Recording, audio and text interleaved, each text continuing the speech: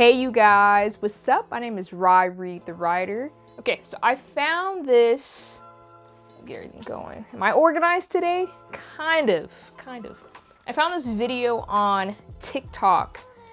It's basically from Bratissimo. I don't know if I'm saying their name correctly, but I don't know. I follow them. They're a great little marketing channel. They teach artists how to promote their music, promote their art, how to build a fan base. So they're very good, they're very credible. I don't know what kind of artists they've worked with. I've seen them on YouTube and that's kind of how I got onto them. So it's pretty good. This video basically just details how to stick with an idea and promote yourself, and really just how you're going to meet people who are going to like what you're making. It's a really great video. Just watch it and come back to me, okay? You'll see artists post 4 videos, might get maximum 500 views, and they're like, oh, this platform's so shit. It's not pushing me out. I should be going viral. But then you look at an artist that's doing the exact same strategy, but has been doing it fully for 6 months. They might be on 300,000 followers because they just stuck with it.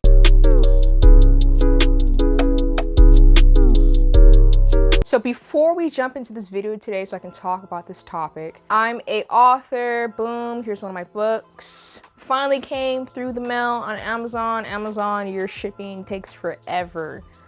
But I finally got it. This is one of my books, the little red poetry book called Heartbreak. If you want to support me and support this channel, follow, like, share, all that. I don't know, send it to your grandma if she's cool. You know, if she got the riz and she's cool, send it to your grams. And go ahead and check out my books. They're on Amazon, Apple, Barnes & Noble, and probably some other stuff that I'm not aware about being sold illegally on the black market. Who knows at this point? Too tired to care. Let me drink my energy drink. Let's talk about this video. I loved that the host of the show, she's a really great chick. I've been following her for a minute. I love that she said that a lot of artists get burnt out, or I wouldn't really say burnt out. Well, you can get burnt out, but majority will start something. They'll go, hey, I want to be an artist, I want to drop music, I want to do this and that. If they don't see instant results after the first month or the second month or whatever, just assume that their passion is not for them. You know what I'm saying? They finish it. They don't want to go the distance with this idea. And I can say that for me personally. I know when I was starting my book career, that the first year of me dropping books, I was my most miserable. I was depressed. I was in a dark space. I was single. Bro, it was tough out here. It was rough. I was broke as well. You know, my life was it was not going well. I don't want to tell people I was an author because I wasn't established. No one knew who I was. But the issue wasn't necessarily my books. The issue was with me and my ability to be consistent. That was my biggest hurdle, because I thought hey, I have this product and people should want to love it as much as I love it, and if I post it 1 or 2 times, I'm gonna go viral instantly. And that's my fault, because I was looking at other artists blowing up on Instagram, and at this time, it was many years ago, blowing up on YouTube, blowing up on Facebook super quick. It was instant, back in the day. People were blowing up it's 2016. People were blowing up for the dumbest stuff. And they were getting millions of followers. I thought something was wrong with me because I wasn't blowing up as quickly. So I got that. And I made the same mistake. I was I'm gonna do this for about a year. I did it for about a year, maybe some change.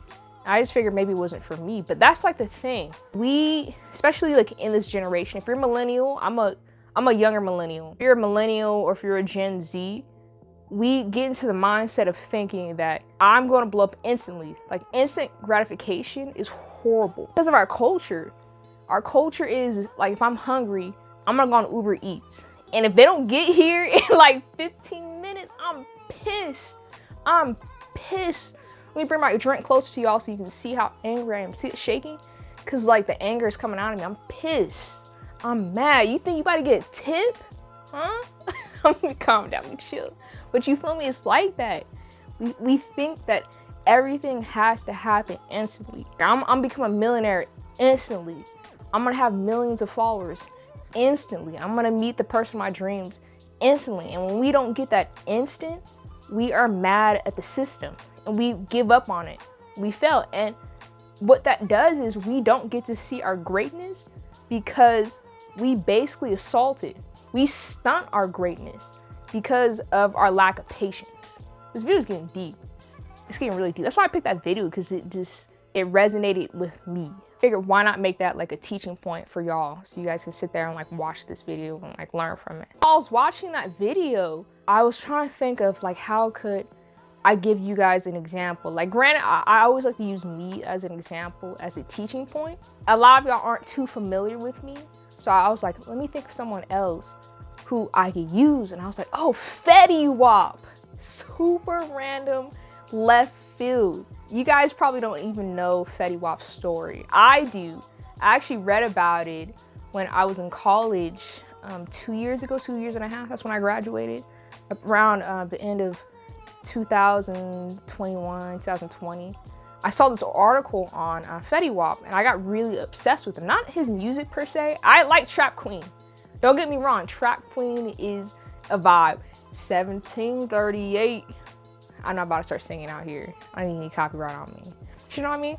And I figured why not make Fetty Wap's story, his testimony, something to give you guys a point of reference, some inspiration as to why you should stick with your idea just a little bit longer or try harder to see what could come about. But I'm gonna read this article. I found it on the internet, right? You guys know what that is? The internet. I found it on Google. So I have my laptop over here on the side. I'm gonna read this article. It was written by, that's how you know it's late. I'm out here, I don't even know what I'm doing. I'm not editing any of this, I don't even care. They just told me, hey, Rye, just make content. I was like, okay. Yeah, but the article is by medium.com. It was written by Nick Watt. Watt, I don't know. But I'm gonna read it to you guys. I'm gonna put the article down below. So if you wanna go more in depth with it, take notes, or just have the article for yourself as a point of reference, you can do that for you. I'm gonna read the article. I'm gonna throw some images of Fetty Wap right here so y'all can just see it and feel like you're involved with it. You know what I mean? Just the typical YouTube documentary type stuff. But listen to this article, take notes, then we're gonna talk about it just a bit, okay? So like I said, this article was by medium.com. It was written by Nick Watt on June 8th, 2020. Shout out to my degree in journalism and marketing communication. Title of the article is 6 Ways Fetty Wap's Trap Queen Blew Up Again in 2020. But we're gonna focus on how it blew up back in 2014. So it begins with a certified diamond single, RIAA, and ascending to #2 spot on the Billboard Hot 100 charts. The Paterson, New Jersey native made the rise seem effortless in retrospect. Everyone involved in Fetty Wap's journey up to this point understands the rapper's winning combination of intellect and will.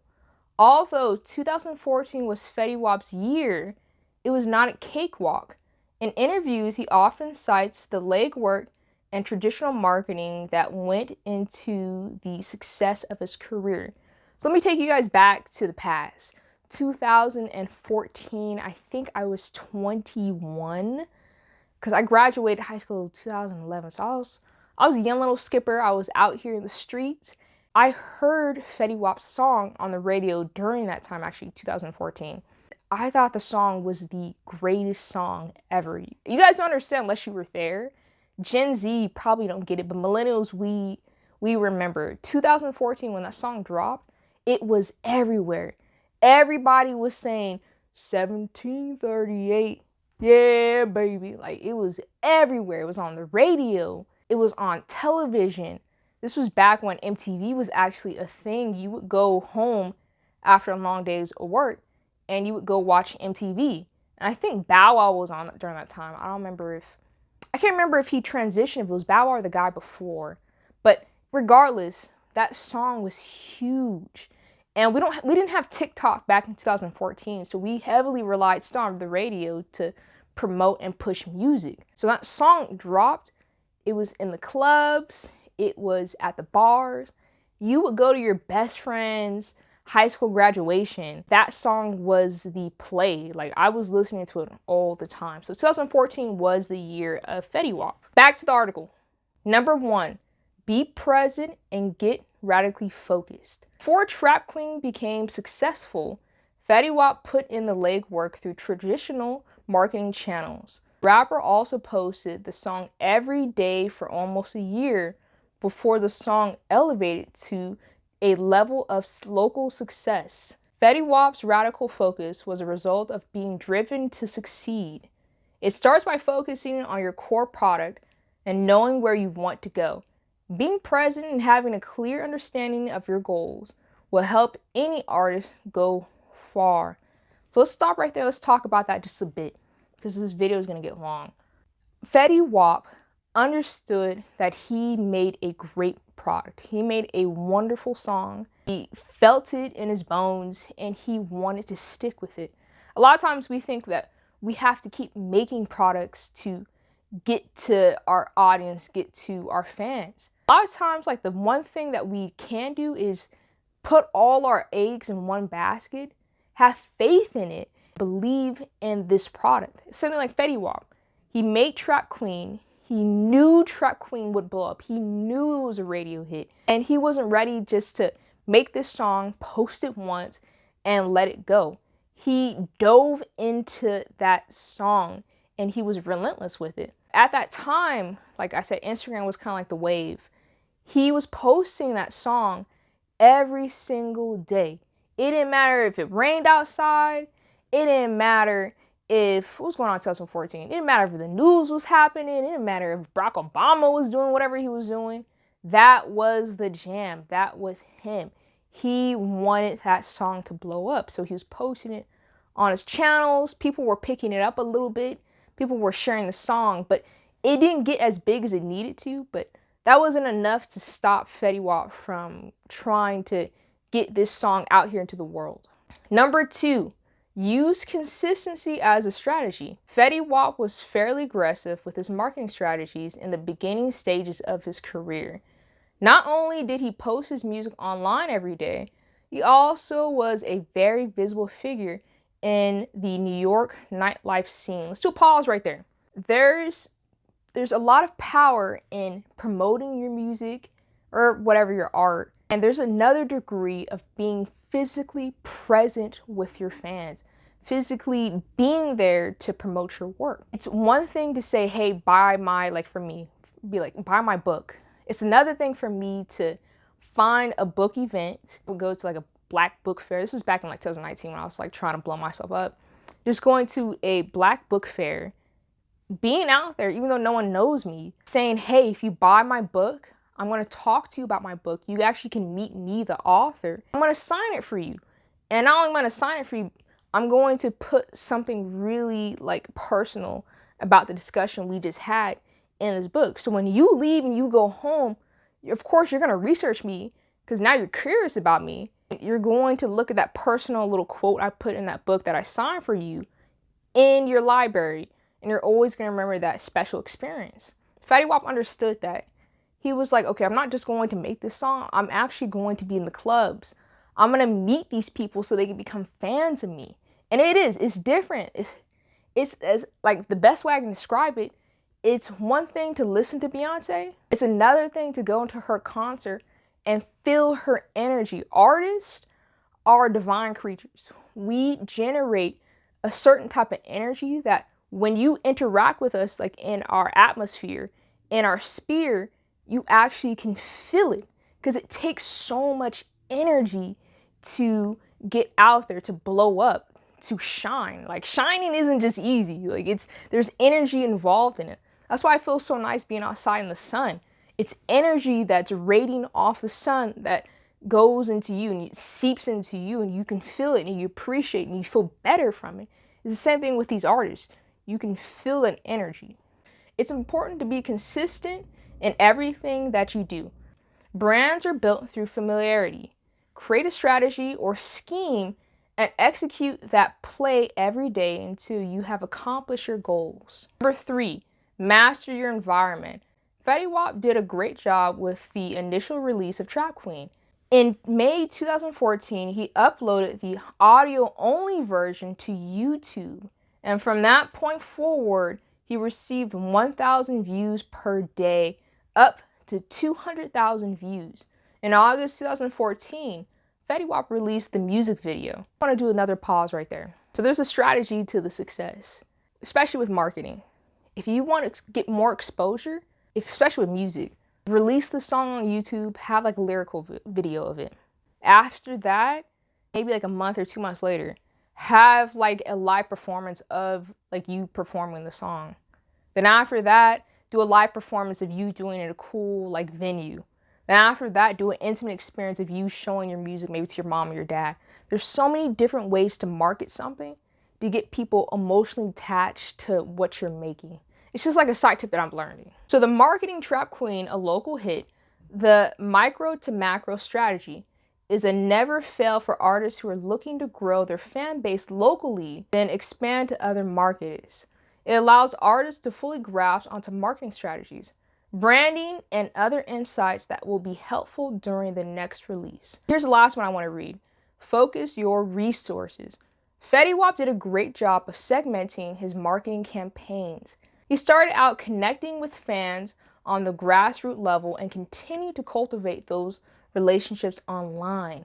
2015, Fetty Wap received his much-deserved radio push, creating a wave nationwide and elevating the Trap Queen music video to 200 views per day. I want to stop right there with that just to give you guys like my final little note on that article. And remember, you can read the article down below.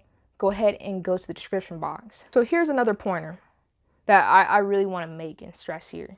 Building your audience. It does not happen overnight. It takes years to get people familiar with who you are, what you're doing, your journey, and your story. You can't build a career on your own. You need people. Like, you need people to see you. You need people to share what you're doing out into the world. You'll never ever in existence find an artist who did it on their own.